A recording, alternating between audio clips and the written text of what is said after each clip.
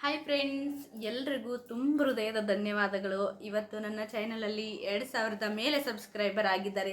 ನಿಮ್ಮೆಲ್ಲರ ಪ್ರೀತಿ ವಿಶ್ವಾಸ ಹೀಗೆ ಇರಲಿ. ಎಲ್ಲರೂ ಹೇಗಿದ್ದೀರಾ? ಎಲ್ಲರೂ ಚೆನ್ನಾಗಿದ್ದೀರಾ ಅಂತ ಅಂದ್ಕೊಂಡಿದ್ದೀನಿ.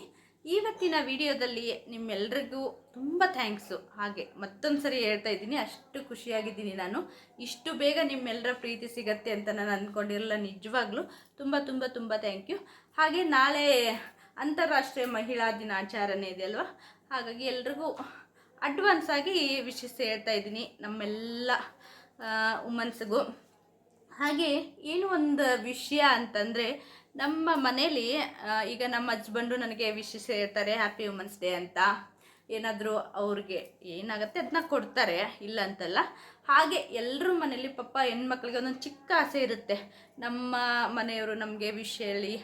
ಹಾಗೆ ಮೊನ್ನೆ ಒಂದು ರೀಸೆಂಟಾಗಿ ಇನ್ಸ್ಟಾಗ್ರಾಮಲ್ಲಿ ಒಬ್ಬರು ನನಗೆ ಪರಿಚಯ ಆದಾಗ ಅವ್ರು ಹೇಳಿದ್ರು, ನಾನು ಏನೋ ಒಂದು ಅವ್ರಿಗೆ ಶೇರ್ ಮಾಡಿದಾಗ ಅಂದರು, ಅಕ್ಕ ನಮಗೆ ಆ ಅದೃಷ್ಟ ಇಲ್ಲ, ನಮ್ಮ ಮನೇಲಿ ಹಾಗೆ ಹಿಂಗೆ ಅಂತ. ಪಾಪ ತುಂಬ ಬೇಜಾರಾಯಿತು ನನಗೆ. ಏನಕ್ಕೆ ಅಂತಂದರೆ ಅವ್ರು ಹೇಳಿದ್ದು, ನನಗೆ ನನ್ನ ಬರ್ತ್ಡೇ ಇರಲಿ, ಆ್ಯನಿವರ್ಸರಿ ಇರಲಿ, ಯಾವುದೂ ನಮ್ಮ ಮನೆಯವ್ರಿಗೆ ನನಗೆ ಗೊತ್ತೇ ಇಲ್ಲ. ಅವ್ರಿಗೆ ಈಗ ನಂದು ಆ್ಯನಿವರ್ಸರಿ ಇದೆ ಅಂತಂದ್ರೂ ಅವ್ರಿಗೆ ನೆನಪಿರಲ್ಲ, ಅಕ್ಕ ಬರ್ತ್ಡೇ ಇದೆ ಅಂದ್ರೂ ನೆನಪಿರಲ್ಲ, ಗಿಫ್ಟ್ ಎಲ್ಲ ಕೊಡೋದು ದೂರದ ಮಾತು ಅಂತ. ಅಂದರೆ ತುಂಬ ಕ್ಲೋಸ್ ಆಗಿರೋ ಫ್ರೆಂಡೇ. ಈಗ ಅವರು ಈ ಥರ ಹೇಳ್ತಿದ್ರು, ನನಗೆ ತುಂಬ ಬೇಜಾರಾಯಿತು. ಯಾಕೆ ಅಂತಂದರೆ, ಈಗ ಗಂಡು ಮಕ್ಕಳಾಗಿ ನಾವು ಅವ್ರಿಗೆ ಎಷ್ಟು ರೆಸ್ಪೆಕ್ಟ್ ಕೊಟ್ಟು ಎಲ್ಲ ಮಾಡ್ತೀವಲ್ವ, ಹಾಗೆ ನಮ್ಮದು ಜಾಸ್ತಿ ಏನು ಅಪೇಕ್ಷೆ ಇಲ್ಲ. ಒಂದು ಬಂದು ವಿಶೇಷ ಹೇಳಿದ್ರೂ ಸಾಕು, ಎಷ್ಟು ಖುಷಿ ಪಡ್ತೀವಿ ನೆನ್ಪಿಟ್ಕೊಂಡು ಅಲ್ವಾ. ಹಾಗಾಗಿ ದಯವಿಟ್ಟು ಯಾರೂ ಹೆಣ್ಮಕ್ಳನ್ನ ಕೀಳಾಗಿ ನೋಡಬೇಡಿ. ನಿಮ್ಮ ಮನೆಯಲ್ಲಿರುವ ಹೆಣ್ಮಕ್ಳನ್ನು ನೀವೇ ಗೌರವಿಸಿ ಮೊದಲು, ಆಗ ಸಮಾಜ ಗೌರವಿಸುತ್ತೆ. ಹಾಗೆ ತುಂಬ ಜನ ಅನ್ನೋದು, ನೀನೇನು ಮಾಡ್ತೀಯ ಕೆಲಸ, ನಾನು ಹೊರಗಡೆ ಹೋಗಿ ಕೆಲಸ ಮಾಡ್ಕೊಂಡು ಬರ್ತೀನಿ, ನಾನು ಹೋಗಿ ದುಡ್ದು ತಂದು ಹಾಕ್ತೀನಿ, ನೀನೇನು ಸಂಪಾದನೆ ಮಾಡ್ತೀಯ ಅಂತ. ಯಾರು ಹೆಣ್ಮಕ್ಳನ್ನ ಕೀಳಾಗಿ ನೋಡಬೇಡಿ. ನಿಮ್ಮ ಮನೇಲಿರುವ ಹೆಣ್ಮಕ್ಳನ್ನ ನೀವೇ ಮೊದಲು ಗೌರವಿಸಿ, ಆಗ ಸಮಾಜ ಅವರನ್ನು ಗೌರವಿಸುತ್ತೆ. ಹಾಗೆ ಒಂದೊಂದು ಚಿಕ್ಕ ಪಾಪ ಅವ್ರಿಗೆ ಬೇರೆ ದೊಡ್ಡ ಆಸೆಗಳೇನೂ ಇರಲ್ಲ. ಒಂದು ಚಿಕ್ಕ ಆಸೆ, ಒಂದು ವಿಶೇಷ ಹೇಳೋದಾಗಲಿ, ಒಂದು ಏನಾದರೂ ಸರ್ಪ್ರೈಸು. ಈಗ ತುಂಬ ಚಿನ್ನದೇ ನೀವು ಗಿಫ್ಟ್ ಕೊಡಬೇಕಂತಲ್ಲ, ಒಂದು ರೋಸ್ ಕೊಟ್ಟರು ಅವರು ಖುಷಿ ಪಡ್ತಾರೆ. ಆ ಥರ. ಹಾಗಿರುವಾಗ ಸ್ವಲ್ಪ ನಮ್ಮ ಹೆಣ್ಮಕ್ಳನ್ನ ಗೌರವಿಸಿ.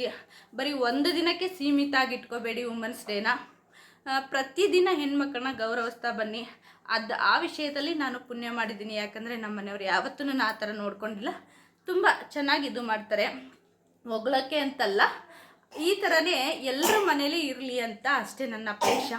ದಯವಿಟ್ಟು ಎಲ್ಲರ ಹತ್ರ ಕೈ ಮುಗಿದು ಕೇಳ್ಕೊತಾ ಇದ್ದೀನಿ, ಹೆಣ್ಮಕ್ಳನ್ನ ಕೀಳಾಗಿ ನೋಡಬೇಡಿ, ಅವ್ರನ್ನೂ ಗೌರವಿಸಿ. ವುಮನ್ಸ್ ಡೇಗೆ ಅರ್ಥ ಬರೋದೇ ಆವಾಗಲೇ.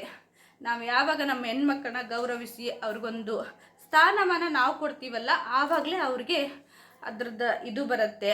ಹಾಗಾಗಿ ಅವರು ಬೆಳಗ್ಗೆ ಎದ್ದಾಗಿಂದ ರಾತ್ರಿ ಮಲಗೋ ತನಕ ಮಕ್ಕಳಿಗೆ, ಗಂಡನಿಗೆ, ಮನೆಯಲ್ಲಿರೋರಿಗೋಸ್ಕರನೇ ಕೆಲಸ ಮಾಡ್ತಿರ್ಬೇಕಾದ್ರೆ ಅವ್ರನ್ನ ಗೌರವಿಸಿ.